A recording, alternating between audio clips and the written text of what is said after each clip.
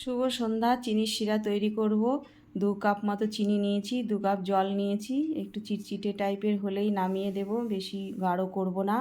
তারপরে একটা থালা নিয়েছি, 400 গ্রাম মতো খোয়া ক্ষীর ভালো করে 5 থেকে 7 মিনিট মেখে নেব। তারপরে কিছুটা ড্রাই ফ্রুট, কাজু আর আমন্ড কুচিয়ে নিয়েছি।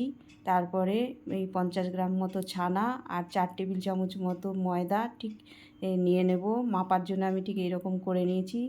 2 চিমটে মতো খাওয়ার সোডা দিয়েছি। তারপরে আবারও 5 থেকে 6 মিনিট ভালো করে মেখে নেব। তারপরে এটা লেচি কেটে নেব। ড্রাই ফ্রুটের মধ্যে একটু ফুড কালার আর এলাচের গুঁড়ো দিয়ে মেখে নিলাম। এই যে লেচি কেটে নেব, এর মধ্যে ড্রাই ফ্রুট একটুখানি দিয়ে পুর দিয়ে ওটা গোল করে নাড়ুর শেপ দিয়ে নেব। দেখতে হবে যেন ফেটে টেটে না যায়।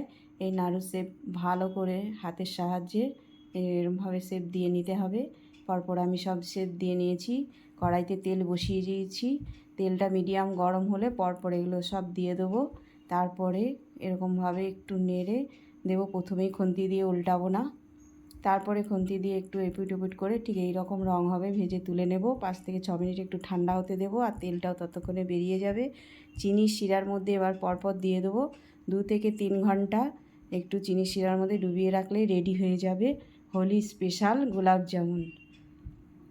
খুব সহজেই হয়ে যায়। বাড়িতে আপনারা বানান হোলিতে আর আনন্দ করুন, সবাইকে খাওয়ান।